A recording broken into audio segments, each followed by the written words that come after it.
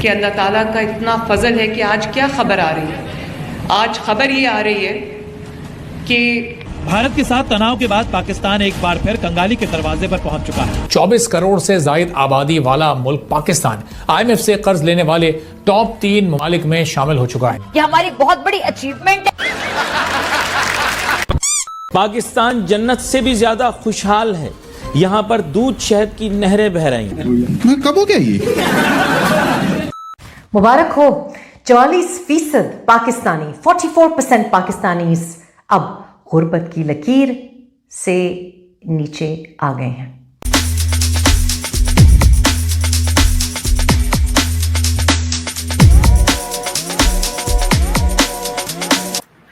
हम आपसे आज फकत जरा समझना चाहेंगे जो बजट आया है आज पाकिस्तान का। कल जो है बड़ी लंबी चौड़ी बजट स्पीच दी गई फाइनेंस मिनिस्टर साहब की तरफ से।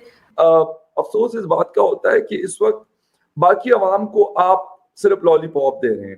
48% per year is food inflation. मर रहे लोग। ये है आपका बजट। ये और ये कम नहीं होगा ना। 22% इंटरेस्ट रेट कम होगा। इंटरेस्ट रेट कम होगा तो इन्फ्लेशन बढ़ेगी। 24 घंटों में मौजूदा हुकूमत की दुर्गत बन रही है और मुसलसल बन रही है। ये सिलसिला थमा नहीं है। ये अजीब सा बजट है। आपका जो ओवरऑल स्पेंडिंग है वो कम हुई है मगर डिफेंस स्पेंडिंग इंक्रीज हुई है। हमारे स्टेट बैंक में पैसे कितने पड़े हुए हैं? 14 अरब डॉलर वो कहते हैं हो जाएंगे। और इंडिया का पता है कितना है? कोई 700 अरब डॉलर के करीब। पाकिस्तान में ये बजट नहीं पेश हुआ है, ये बवाल पेश हुआ है। बवाल, पूरा फूल बवाल चल रहा है भाई। उधर फिजा जी सर पटक रहे हैं, इधर हिलाली साहब माथा फोड़ रहे हैं। समझ में नहीं आ रहा है। पूरी पाकिस्तान में एक बोलते हैं ना जलजला निकल आया है।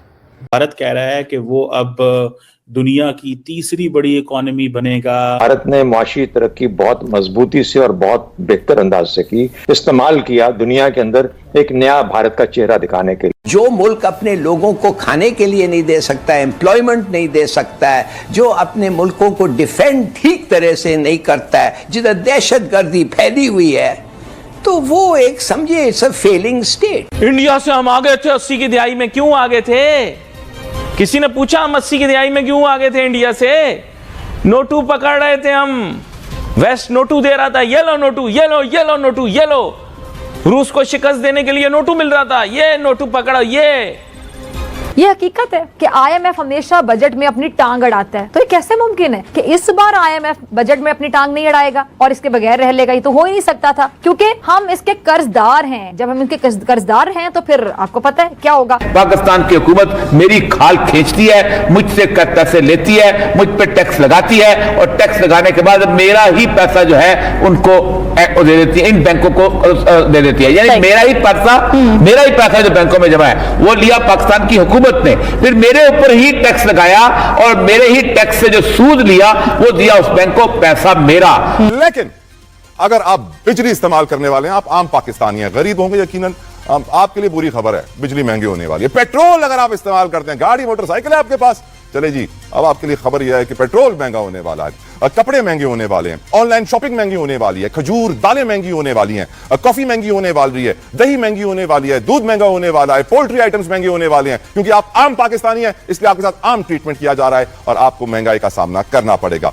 अगर आप IMF के फोल्ड से निकले हैं तो यू फेस बैंक्रप्सी और आप कर भी नहीं सकते हैं।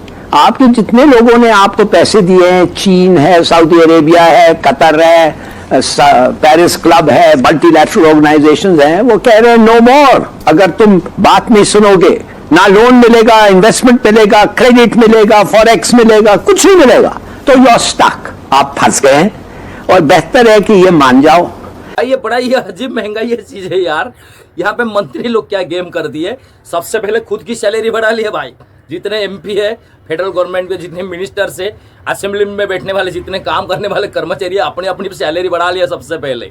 उनका कहना है कि भाई महंगाई बहुत बढ़ गया है, लेकिन पाकिस्तान की आम आवाम उसके हो मरने दो, उनको कौन देखता है भाई। पहले अपनी सैलरी बढ़ाओ भाई। इनका तो ये चल रहा है drama.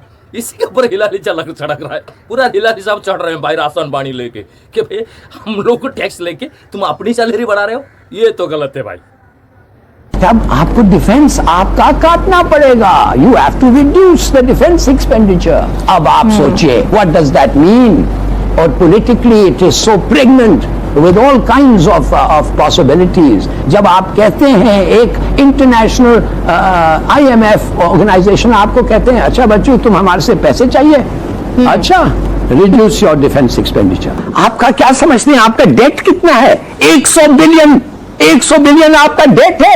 World bank, IMF, ADB 44 billion, China 30 billion, Paris club 11 billion, bond market 7 billion, banks 2 billion, Saudi 6 billion.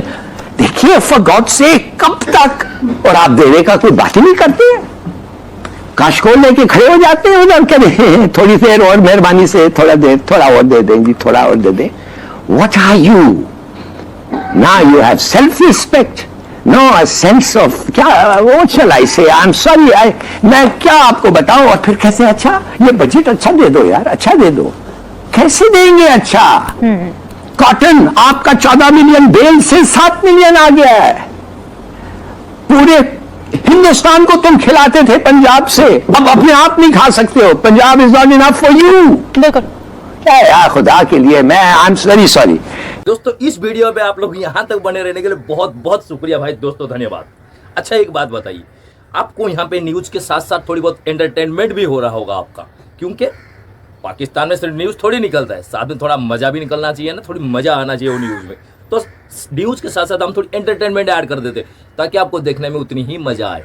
आपको कैसी लगी ये वीडियो आप हमें कमेंट करके जरूर बताइए, और अगर अच्छा लगे तो प्लीज़ हमारे चैनल को थोड़ा सपोर्ट कर दीजिए. अब अगर हम इतने मुश्किल हालात से गुजरे हैं, फिर जो एक बहुत बड़ा इम्पैक्ट है, हम ये भी भूल गए कि हम आज से 6 महीने पहले ये बात कर रहे थे कि political stability is very important. Political stability is very important. कि आप बैठें, तमाम पॉलिटिकल पार्टीज़ एक पेज के ऊपर बैठें ताकि इस मुल्क का जो लोकल इन्वेस्टर है या जो फॉरेन इन्वेस्टर है.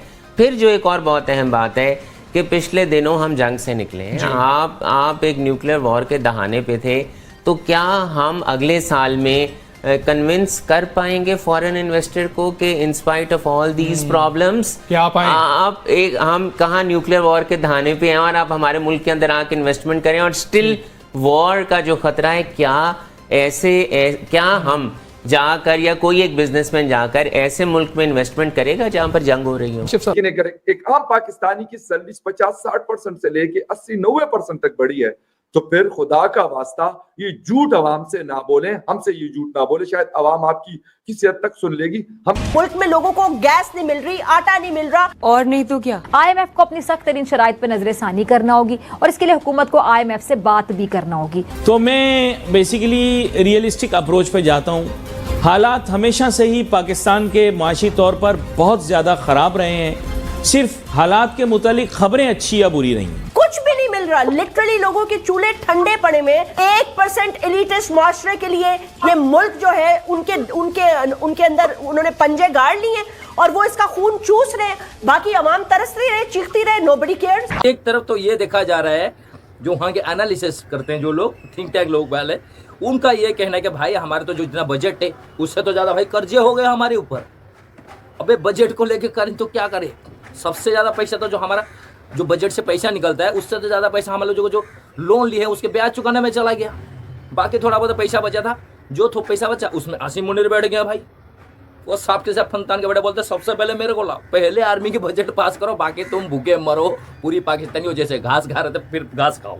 मुझे उससे कोई मतलब नहीं भाई. आर्मी को पूरी पैसे चाहिए तो चाहिए, क्योंकि भारत का कोई भरोसा नहीं, कभी भी घर के अंदर घुस के मारता है. अभी मार के हमको क्या हालत कर दिया था 4 दिन. अच्छा हुआ ट्रम्प चाचू ने बचा ली. अब ऐसे हालत में जब आधा पैसा चला जाता है आपका ब्याज चुकाने में, और जो बची कुछ पैसा रह गया वो तो चला गया आर्मी का इक्विपमेंट में.